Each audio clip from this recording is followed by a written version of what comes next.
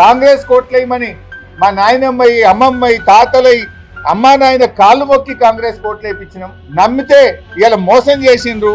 మాకు ఉద్యోగాలు రాలేదు కానీ కోదండరాంకు ఉద్యోగం వచ్చింది, ఆకునూరు మురళికి ఉద్యోగం వచ్చింది, రియాజ్కు ఉద్యోగం వచ్చింది, లాస్ట్కు ప్రియాంక గాంధీకి కూడా ఉద్యోగం వచ్చింది. కానీ నిరుద్యోగ యువకులకు మాత్రం ఈ రాష్ట్రంలో ఉద్యోగాలు రాలేదు.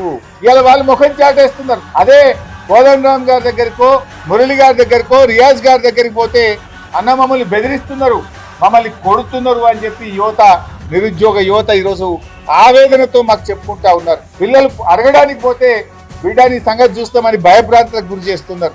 అక్రమ కేసులు పెడుతున్నారు పిల్లల మీద, ప్రశ్నిస్తే పిల్లల మీద దాడులకు పాల్పడతా ఉన్నారు. నిరుద్యోగ యువకులారా ధైర్యంగా ఉండండి, భయపడాల్సిన అవసరం లేదు.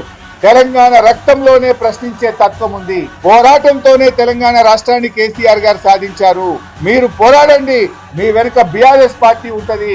మీకు న్యాయబద్ధంగా కాంగ్రెస్ పార్టీ ఇచ్చిన హామీలు అమలు చేసేదాకా మీ వెన్నంటి బీఆర్ఎస్ పార్టీ ఉంటది. మీ న్యాయబద్ధమైన పోరాటానికి సంపూర్ణమైన మద్దతు ఇస్తాం. రేపు శాసనసభలో కూడా బీఆర్ఎస్ పార్టీ మీకోసం గొంతెత్తుతుంది, ప్రశ్నిస్తుంది. మీ 2 లక్షల ఉద్యోగాలు వచ్చేదాకా ఈ కాంగ్రెస్ పార్టీని రేవంత్ రెడ్డిని వదిలిపెట్టమని చెప్పి మీ అందరికీ ధైర్యాన్ని ఇస్తా ఉన్నాం.